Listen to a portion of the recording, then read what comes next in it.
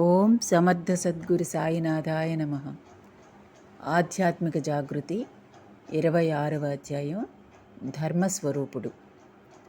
ధర్మస్వరూపులైన పూజ్యశ్రీ Bharadwaj master గారి దివ్యగుణాలను వివరిస్తూ పూజ్యశ్రీ అలివేలు మంగమ్మ తల్లి 2013 ఏప్రిల్ మాసపత్రికలో వ్రాసిన వ్యాసం. రామో విగ్రహవాన్ ధర్మ అన్నారు పెద్దలు. అంటే శ్రీరాముడు ధర్మస్వరూపుడు అని అర్థం. అంతేకాదు, ఆయన పితృవాక్య పరిపాలనా దక్షుడు, ఏకపత్ని వ్రతుడు, ఆశ్రిత రక్షకుడు, భక్తజన ప్రియుడు, దుష్ట సంహారకుడు, గురుసేవా వ్రతుడు, పరమ వైరాగ్యమూర్తి. ఇలా ఎన్నో సద్గుణాలు శ్రీరామునిలో నిండి ఉన్నాయి. శ్రీరాముడు తనను తాను మానవునిగానే భావిస్తున్నానని చెప్పినప్పటికీ ఆత్మానం మానుషం మన్యే, ఆయన మానవాతీతుడని, అవతార పురుషుడని ఆయన గుణాలు చర్యలు మనకు తెలియజేస్తాయి. ఎవరైనా ధర్మంగా ఉంటే శ్రీరాముడంతటి ధర్మతత్పరుడని, పరస్త్రీ వైపు కన్నెత్తి చూడని వారిని శ్రీరాముడంతటి సౌశల్యుడని, మంచి గుణాలు కలవాడిని రాముడు మంచి బాలుడు అన్నట్లు ఉంటాడని, ఇలా మానవులలో ఉన్న సద్గుణాలను శ్రీరాముని గుణాలతో పోల్చి చెప్పడం లోకంలో పరిపాటి. పరిపూర్ణ మానవుడే రాముడని, మానవత్వం అంటే ఏమిటో, పరిపూర్ణ మానవుడు ఎలా ఉంటాడో తెలియజెప్పడానికి భగవంతుడు అటువంటి అవతారం ధరించాడని పెద్దలంటారు. పూజ్యశ్రీ మాస్టర్ గారిలో శ్రీరాముని దివ్యగుణాలను మనం దర్శించవచ్చు. ఆయన ధర్మస్వరూపుడుగాను, పరిపూర్ణ మానవునిగాను ఆయనను నిశితంగా గమనించిన వారికి దర్శనమిస్తారు.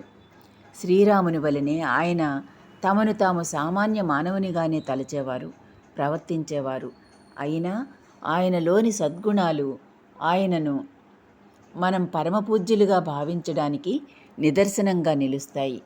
పూజ్యశ్రీ మాస్టర్ గారిలో ఉన్న దివ్యగుణాలను మచ్చుకు కొన్నింటిని ఇప్పుడు మనం స్మరించుకుందాం. పూజ్యశ్రీ మాస్టర్ గారు సృష్టితత్వము, జనన మరణాల తత్వం, మానవ జీవిత లక్ష్యం మొదలైన వాటి గురించి తీవ్ర చింతన చేసి తీవ్ర వైరాగ్యమూర్తి అయినారు. ఆయనకు తత్వచింతన పట్ల మరి అన్యమైన వాటి పట్ల ఆసక్తి లేదు. ఆ కారణంగా ఆయన వైవాహిక జీవితం పట్ల విముఖత చెంది వివాహం చేసుకోకూడదని నిర్ణయించుకున్నారు.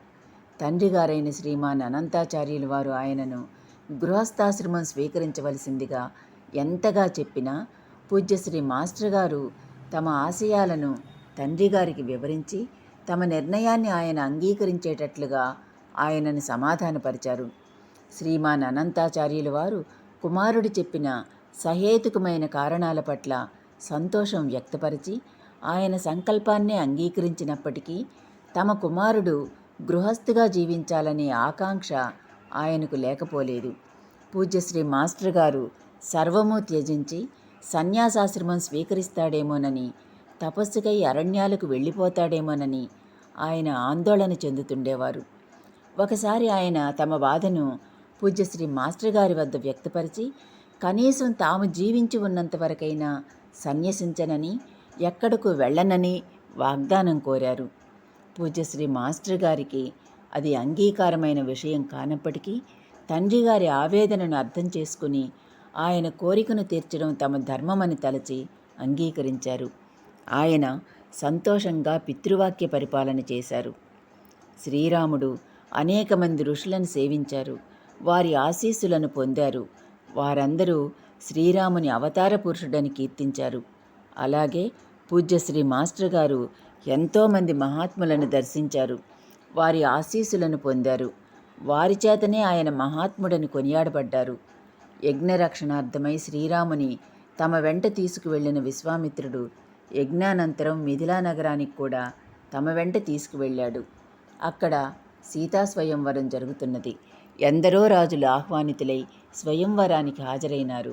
అయితే శ్రీరామునికి మాత్రం స్వయంవరం మీద ఆసక్తి లేదు.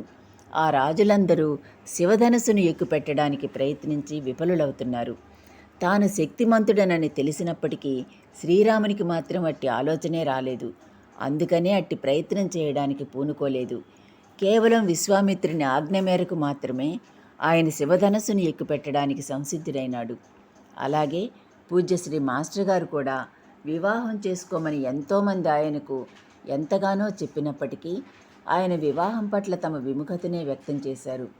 చివరకు తమ గురువైన శ్రీ షిరిడీ సాయినాథుని ఆదేశానుసారం మాత్రమే వివాహం చేసుకున్నారు. ఆయన తమ తల్లిదండ్రుల పట్ల, భార్యాబిడ్డల పట్ల, బంధుమిత్రుల పట్ల తమ ధర్మాన్ని ఎంతగా నిర్వర్తించారో ఆయనతో పరిచయం ఉన్న వారందరికీ విదితమే. ఆయన ధర్మాన్ని ఎన్నడూ తప్పలేదు. బ్రహ్మచారిగా ఉన్నప్పుడు ఖచ్చితమైన బ్రహ్మచర్యాన్ని పాటించారు. గృహస్థుగా ఉన్నప్పుడు గృహస్థ ధర్మాన్ని నిర్దిష్టంగా పాటించారు. గృహస్థు ఎలా ఉండాలో, బ్రహ్మచారి ఎలా ఉండాలో ఆయన తమ ఆచరణ ద్వారా తెలియజేశారు. అంతేకాదు, ఆయన నేటి సామాజిక వ్యవస్థలోనూ ఆధ్యాత్మిక వ్యవస్థలోనూ జరుగుతున్న ధర్మభ్రష్టతను ఎదుర్కొన్నారు. హేతు నాస్తికవాదుల వలన భగవంతుని ఆస్తిక్యాన్ని శంకించి ధర్మభ్రష్టమవుతున్న సమాజాన్ని సరిదిద్దడానికి ఆయన హేతు నాస్తికవాదులను ఢీకొన్నారు. తమ వాదనా పటిమతో వారిని ఎదుర్కొనడమే కాక హేతు నాస్తికవాదాలకు సవాలుగా ఆయన ఏది నిజం, విజ్ఞాన వీచికలు అన్న గ్రంథాలను రచించి లోకానికి అందించారు. అవి చదివిన వారెవరైనా భగవంతుని ఆస్తిక్యాన్ని శంకించరు. కలి ప్రభావం వలన, పరదేశీయుల పాలన వలన క్షీణించిపోయిన మన సంస్కృతిని పునరుద్ధరించడానికి ఆయన ప్రస్తుతం మన వ్యవస్థలో ఉన్న లోటుపాట్లను సవరించుకోవడానికి ఎన్నో సూచనలను ఇచ్చారు. ఆధ్యాత్మికత పేరిట ప్రజలను మోసగిస్తున్న నకిలీ గురువుల, స్వాముల వారి నుంచి ప్రజలను రక్షించడానికి ఆయన నిజమైన ఆధ్యాత్మికత గూర్చి, నిజమైన ఆధ్యాత్మికవేత్తలు, మహనీయుల గూర్చి తెలియజేస్తూ గ్రంథాలు రచించారు, ఉపన్యాసాలు ఇచ్చారు. అట్టి వారిని కొందరిని పరిచయం చేశారు కూడా. ఒకసారి పూజ్యశ్రీ మాస్టర్ గారు శ్రీ ఆనందమయ్య మాత దర్శనార్థమై నైమిసారణ్యానికి వెళ్ళారు. అక్కడ భాగవత ప్రవచనం చేస్తున్న శ్రీ అఖండానంద సరస్వతి అను మహనీయునితో ఆయన ధర్మ ప్రతిష్టాపన విషయమై ప్రశ్నించారు. అప్పుడు అఖండానంద సరస్వతి పూజ్యశ్రీ మాస్టర్ గారితో, ఇప్పుడు నువ్వు నేను చేస్తున్న పని అదే కదా, అంటే ధర్మ ప్రతిష్టాపనే కదా అన్నారు. పూజ్యశ్రీ మాస్టర్ గారు తత్పరుడు అనడానికి కానీ, ధర్మ ప్రతిష్టాపకుడు అవడానికి కానీ ఇంతకంటే నిదర్శనం ఏం కావాలి? ఎట్టి పరిస్థితిలోనూ చెలించని నిశ్చింత పూజ్యశ్రీ మాస్టర్ గారి స్వంతం. అయోధ్య రాజ్య పట్టాభిషేకానికి సంసిద్ధుడై తండ్రి వద్దకు వెళ్ళిన శ్రీరామునికి అరణ్యానికి వెళ్ళవలసిన పరిస్థితి ఏర్పడింది. అయినా ఆయనలో ఎటువంటి చింత కనిపించలేదు. ఏ విధమైన ధీరత్వంతో లోపలికి వెళ్ళాడో అదే విధంగానే అంతఃపురంలో నుంచి బయటకు వచ్చాడు. ఆయన ముఖంలో ఎటువంటి మార్పు కనిపించలేదట. అలాగే పూజ్యశ్రీ మాస్టర్ గారు 12 సంవత్సరాల పాటు విద్యానగర్లో సత్సంగాలు చేశారు. సాయిబాబా గురించి ప్రచారం చేశారు. అక్కడ సాయి మందిరాన్ని నిర్మింపచేశారు. ఆ వెంటనే అక్కడి నుంచి ఆయన వెళ్ళిపోవలసిన పరిస్థితి ఏర్పడింది. అప్పుడు ఆయన నిశ్చింతగా అక్కడి నుంచి వచ్చేశారు. తామింత శ్రమపడి మందిర నిర్మాణ కార్యక్రమం జరిపించానని కానీ, అక్కడ అటువంటి పరిస్థితులు కల్పించిన వారిపై కినుక వహించడం కానీ ఆయన చేయలేదు. అంతకుముందు ఎలా ఉన్నారో ఆ తర్వాత కూడా అలాగే ఉన్నారు. సత్యలత, సౌభ్రాతృత్వం, దయ, క్షమ, శాంతి, ఆశ్రిత వత్సలత, ఆర్తత్రాణ పరాయణత, దానం మొదలైనవన్నీ పూజ్యశ్రీ మాస్టర్ గారికి పెట్టని భూషణాలు. ఇవన్నీ అతిశయోక్తులేమోనని కొందరు అనుకోవచ్చు. ఆయన రాముడంతటి వాడా అని కూడా కొందరికి అనిపించవచ్చు. చివరగా అందుకు ఒక ఉదాహరణ. ఒంగోలులోని జేవి సుబ్బయ్య గారింట్లో ఒక తల్లి కొడుకులు అద్దెకు ఉంటుండేవారు. తల్లి చాలా వృద్ధురాలు. ఆమెకు 80 సంవత్సరాలకు పైనే వయస్సు. ఆమెను అవ్వగారు అని అందరూ పిలుస్తుండేవారు. ఆమె తన చిన్నతనంలోనే ఒక గురువు వద్ద శ్రీరామ తారక మంత్రాన్ని ఉపదేశంగా పొంది అప్పటి నుంచి దీక్షతో, భక్తితో శ్రీరాముని సేవిస్తుండేది. ఒకసారి పూజ్యశ్రీ మాస్టర్ గారు జేవి సుబ్బయ్య గారింటికి వచ్చారు.